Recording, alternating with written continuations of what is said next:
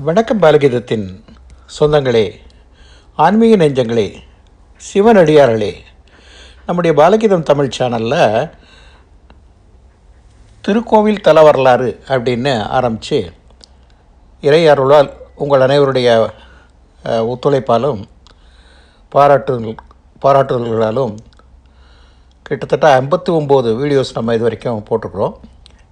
இன்றைக்கி வெற்றிகரமாக 60வது திருக்கோவில் தல வரலாறை நம்ம பார்க்க போகிறோம். இந்த 60வது திருக்கோவில் தல வரலாறு திருநெல்வேலி மாவட்டத்தில் தான் இருக்குது. இந்த கோயிலுடைய பேர் பரமகல்யாணி அம்மை உடனுரை சிவசைலநாதர் திருக்கோவில், சிவசைலம். பரமகல்யாணி அம்மை உடனுரை சிவசைலநாதர் கோயில், சிவசைலம். இந்த கோயிலை சிவசைலம் கோயில் அப்படின்னு சொல்லுவாங்க. திருநெல்வேலியிலேருந்து 57 கிலோமீட்டர் தூரத்துலேயும், தென்காசிலேருந்து 7 கிலோமீட்டர் தூரத்துலேயும் இந்த கோயில் அமைஞ்சிருக்குது.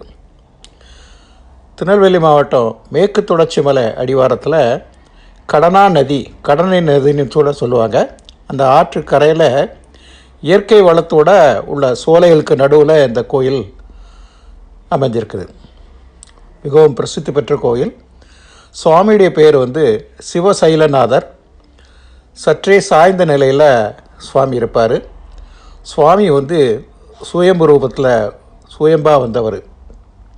இவருக்கு திருமேனியில் சடைமுடி உண்டு. அது என்ன அப்படிங்கிறத பின்னாடி நம்ம பார்ப்போம். அம்பாளுடைய பேர் பரமகல்யாணி. அம்பாள் பொதுவாக 2 கரங்களுடன் இருப்பாள்.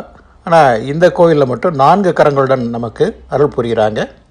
சுயம்புவாக தோன்றின சுவாமி அம்பாள். இந்த கோயிலுடைய புராண பெயர் அகத்தீஸ்வரம் அப்படின்னு பேர். இந்த கோயிலுடைய தல மரம் கடம்ப மரம். ஆறு கடனாறு, இல்லைன்னா கடனை நதி அப்படின்னு சொல்லுவாங்க. இங்கே பல சிறப்புகள் இந்த கோயிலில் இருக்குது. நமக்கு நிச்சயமாக இவ்வளோ சிறப்புகள் தெரிஞ்சிருக்குமான்னு எனக்கு சந்தேகம் தான். கண்டிப்பாக எனக்கு தெரியாது. தெரியாதவங்க தெரிஞ்சுக்கிட்டோங்கிறதுக்காகத்தான் இந்த விவரங்கள்லாம் நம்ம சொல்கிறோம். இந்த கோயிலோட சிறப்புகளில் முக்கியமானது எழுந்திரிச்சு நிற்கக்கூடிய நிலைமையில் இருக்கக்கூடிய ஒரு நந்தி, உயிர்ப்புடன் உள்ள ஒரு நந்தி. திருவிழாவுக்காக ஒரு ஊரே வச்சுருக்கக்கூடிய ஒரு கோயில். இப்படி அத்திரி மகரிஷி அவருடைய வாழ்க்கையில் நடந்த ஒரு திருவிளையாடல். அதுக்கப்புறம் சுதர்சன பாண்டியன் ராஜாவோட வாழ்க்கையில் நடந்த ஒரு வரலாறு. அதே மாதிரி மாப்பிள்ளை வீடு, பெண் வீடு அப்படின்னு 2 கிராமங்கள் இந்த கோயிலுக்கு இருக்கிறதா ஒரு வரலாறு இருக்குது. அதே மாதிரி சடைமுடி எப்படி இந்த கோயிலில் வந்தது, சுவாமியோட திருமணியில் எப்படி சடைமுடி வந்தது அப்படிங்கிறத பற்றிய ஒரு விஷயங்கள். இந்திரனுடைய சாபம் எப்படி தீர்க்கப்பட்டது அப்படிங்கக்கூடிய ஒரு சிறப்பு செய்திகள். இதெல்லாம் இந்த கோயிலில் உள்ள முக்கியமான ஒரு இது. அது மட்டும் இல்லை, அம்பாளுக்கு தங்க கடிகாரம், மூக்குத்தி, புல்லாக்கு இதெல்லாம் அணியக்கூடிய ஒரு சிறப்பு இந்த கோயிலில் இருக்குது. இந்த ஊரில் பிறக்கிறவங்களுக்கு ஆம்பளையாக இருந்தால் சைலப்பன், சைலு, பெண்ணாக இருந்தால் பரமகல்யாணி அப்படின்னு சொல்லக்கூடிய ஒரு சிறப்பு. பொதுவாக திருநெல்வேலி மாவட்டத்தில் அறுவடை காலத்தில் முதல் அறுவடை லாபம் அப்படின்னு சொல்லி தான் ஆரம்பிப்பாங்க. ஆனால் இந்த கோயில் இருக்கக்கூடிய ஏரியாவில் கல்யாணி அப்படின்னு சொல்லி தான் ஆரம்பிப்பாங்களாம். வித்தியாசமாக இருக்கு இல்லையா? இப்படிப்பட்ட மிக சிறப்பு வாய்ந்த இந்த திருக்கோயிலுடைய தல வரலாறுகளை நம்ம இப்போ பார்ப்போம். முக்கியமாக அத்திரி மகரிஷி இந்த சிவசைலத்தில் ஒரு ஆசிரமம் வச்சு இறைவனை வழிபட்டுக்கிட்டு இருந்தார். அப்போது அவருடைய ஆசிரமத்தில் உள்ளவங்க அந்த பூ பறிக்க போனப்போ ஒரு குறிப்பிட்ட இடத்துல பசு தானாக பால் கறக்கிறத பார்த்தாங்க.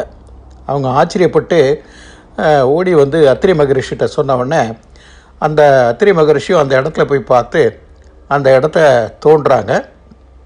அங்கே சுயம்புவாக ஒரு லிங்கம் கிடைக்கிது. அந்த லிங்கத்தை எடுத்து அத்திரி மகரிஷி தொடர்ந்து பூஜை செய்கிறாரு. இவருடைய பூஜையின் பலன், பூஜையை செய்யக்கூடிய முறைகள் அதெல்லாம் பார்த்து சிவன் அவருக்கு விடப வாகனத்தில், இடப வாகனத்தில், திருமண கோலத்தில் மேற்கு நோக்கி தரிசனம் கொடுக்குறாரு. ஏன்னா நீங்கள் வந்து அகத்தியருக்கு தரிசனம் கொடுத்த மாதிரி எனக்கு தரிசனம் கொடுக்கணும் அப்படின்னு அத்திரி மகரிஷி வேண்டுறதுனால சிவபெருமான் இந்த கோயிலில் திருமண கோலத்தில் மேற்கு நோக்கி ரிஷப வாகனத்தில் தரிசனம் கொடுத்ததா சரித்திரங்கள், வரலாறுகள்லாம் இருக்குது. அப்படிப்பட்ட இந்த லிங்கம் வந்து நாள் போக்கில் ஒரு புற்றுகள் போட்டு மூடப்பட்டுருச்சு. அதாவது சுற்றிலும் புற்று வளர்ந்து அந்த லிங்கம் வந்து மறைஞ்சிருச்சு.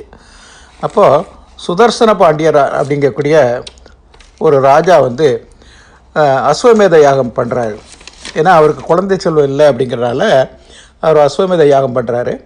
அப்போது அந்த யாகம் பூர்த்தியானவுடனே அந்த குதிரையை தன்னோட சகோதரனோட எல்லா திசைகளுக்கும் அனுப்புகிறாரு. அந்த குதிரையை போய் எல்லா இடத்துலையும் ஜெயிச்சுட்டு வருது. மேற்கு பகுதிக்கு இது போகிறப்போ இந்த சிவசைலம் பகுதிக்கு போன உடனே அங்கே என்ன பண்ணுறாங்க, சிவனுடைய ஆணைப்படி முருகன் வந்து ஒரு சிறுவனாக வந்து அந்த குதிரையை அடக்கி தோக்கடிக்கிறார். தோக்கடித்து அந்த ராஜாவுடைய சகோதரனையும் தோக்கடிச்சிடுறாரு. இதை கேள்விப்பட்ட ராஜா வந்து சுதர்சன ராஜா கோபம் கொண்டு திருப்பி அந்த இடத்துக்கு வந்து இந்த சின்ன பையன் கூட சண்டை போடுறாரு. சண்டை போட்டு தோத்துடுறாரு. அவருடைய மணிமுடி கீழே விழுந்தது. அவரோட மணிமுடி கீழே விழுந்த உடனே முருகன் வந்து அவருக்கு பூரண தரிசனம் கொடுக்குறாரு. அது மட்டும் இல்லாமல் இங்கே இருக்கக்கூடிய இந்த புதரில் வந்து ஒரு சிவலிங்கம் இருக்குது, அதை எடுத்து நீ பூஜை பண்ணி ஒரு கோவில் கட்டு அப்படின்னு அவருக்கு ஒரு கட்டளை இடுறாரு. அதே பிரகாரம் இந்த சிவனை எடுத்து, இந்த லிங்கத்தை எடுத்து அவங்க வந்து பூஜை பண்ணி சிவசைலத்தில் வச்சு கும்பிட்டுட்ருக்காங்க. முருகனே வந்து இவருக்கு மகனாக பிறந்து குமார பாண்டியன் அப்படிங்கிற பெயரில் அந்த குழந்தையை வளர்க்குறாரு. இது ஒரு திருவிளையாடல். அதே மாதிரி சிவசைலத்துக்கு அருகே ஆம்பூர் அப்படின்னு ஒரு ஊர் இருக்குது.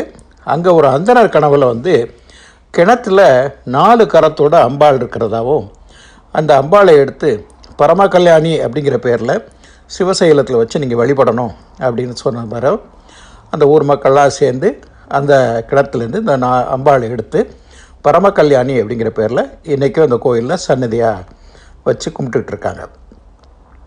அதுக்கப்புறம் இன்னொரு திருவிளையாடல் என்ன கேட்டிங்கன்னா, கும்பாபிஷேகம் இந்த கோயிலுக்கு, சிவசைலம் கோயில் கும்பாபிஷேகம் முடிஞ்ச உடனே சுதர்சன பாண்டியன் என்ன பண்ணுறாரு, சுவாமியை கும்பிட்றதுக்காக மாலையோட ஒரு பெரிய மாலை எடுத்துக்கிட்டு அந்த கோயிலுக்கு போகிறாரு.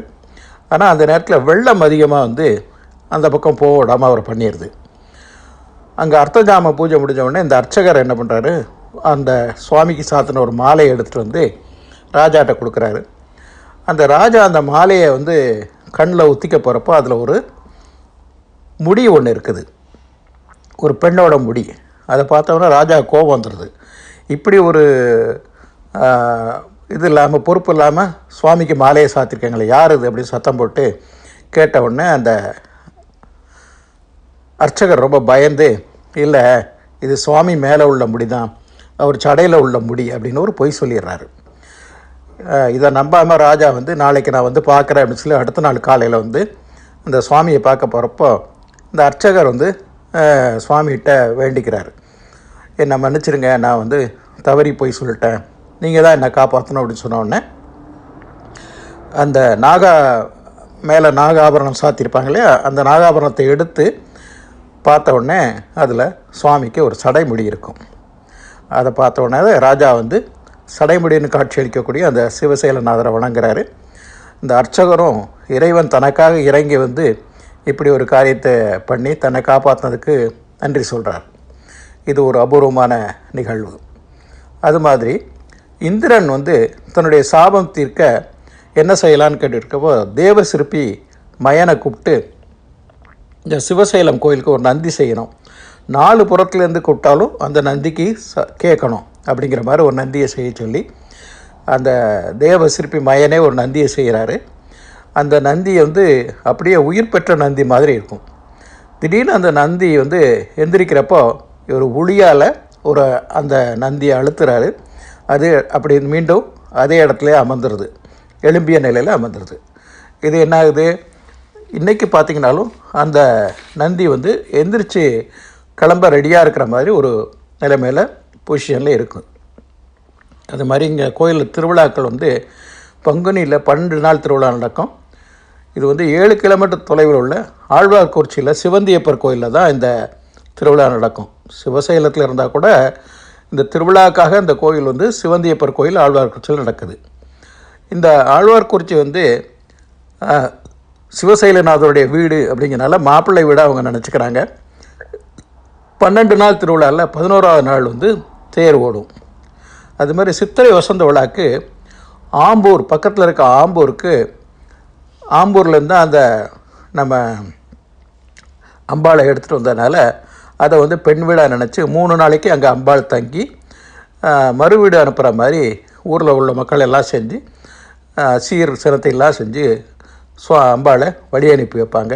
கண்ணீர் மல்க வழி அனுப்பி வைப்பாங்க. இன்றைக்கும் அந்த நிகழ்வுகள்லாம் நடந்துக்கிட்டு இருக்குது. அது மாதிரி அந்த அம்பாளுக்கு பரமகல்யாணி அம்பாளுக்கு தங்க கடிகாரம் அணிவிக்கக்கூடிய ஒரு நிகழ்வு இன்றைக்கும் நடக்குது. மூக்குத்தி புல்லாக்கு இதை அணிஞ்சு அம்பாள் பார்க்குறதுக்கு அப்படி ஒரு அம்சமாக இருப்பாங்க. இந்த ஊரில் பிறக்கக்கூடிய ஆண் குழந்தைக்கு சைலப்பண்ணும் சைலு அப்படின்னு பேர் வைப்பாங்களாம். பெண் குழந்தைக்கு பரமகல்யாணி அப்படின்னு பேர் வைப்பாங்களாம். அதே மாதிரி பொதுவாக திருநெல்வேலி மாவட்டத்தில் முதல் அறுவடை முடிஞ்சோடனே லாபம் 1 அப்படின்னு ஆரம்பிப்பாங்க. ஆனால் வந்து இந்த சிவசைலம் ஏரியாவில் மட்டும் கல்யாணி அப்படின்னு தான் சொல்லுவாங்க. லாபம்னு சொல்லாமல் கல்யாணின்னு சொல்லுவாங்களோ அந்தளவு பரம கல்யாணியுடைய அருள் அந்த ஊரில் இருக்கிறதா சொல்கிறாங்க. இப்படிப்பட்ட மிகச்சிறப்பு வாய்ந்த சிவசைலம்நாதர் கோயில் வந்து இறை அருள் மட்டும் இல்லாமல் இயற்கை வனத்துடன் சூழ்ந்த ஒரு கோயிலாக இருக்குது. நீங்களும் கண்டிப்பாக இந்த சிவசைலம் பரமகல்யாணி உடனுரை சிவசைலநாதர் கோயிலுக்கு போய் எல்லாம் வல்ல அந்த சிவசைலநாதர் மற்றும் பரமகல்யாணியுடைய அருளை நீங்கள் பெறணும்னு பாலகீதம் தமிழ் சார்பாக வேண்டி விரும்பி கேட்டுக்கொள்கிறேன். கிட்டத்தட்ட 60 திருக்கோவில் தலவரலாறுகளை ஒளிபரப்பக்கூடிய வாய்ப்பினை நமக்கு அளித்த அந்த ஆண்டவனுக்கு என் நன்றியை தெரிவித்துக் கொள்கிறேன். மீண்டும் இது தொடர இறை அருளை வேண்டி உங்கள் அனைவருடைய ஒத்துழைப்பையும் ஆதரவையும் வேண்டி உங்களிடமிருந்து விடைபெறுவது, மீண்டும் ஒரு நல்ல நிகழ்வுடன் சந்திக்கும் வரை உங்களிடமிருந்து விடைபெறுவது உங்கள் அன்பு பாலகீதம் தமிழின் கவித்தென்றல் பாலகிருஷ்ணன் வண்ணமுத்து. நன்றி, வணக்கம். நாடுடைய சிவனே போற்றி, என் நாட்டவர்க்கும் இறைவா போற்றி. ஓம் நமக் சிவாயா, ஓம் நமக் சிவாயா, ஓம் நமக் சிவாயா.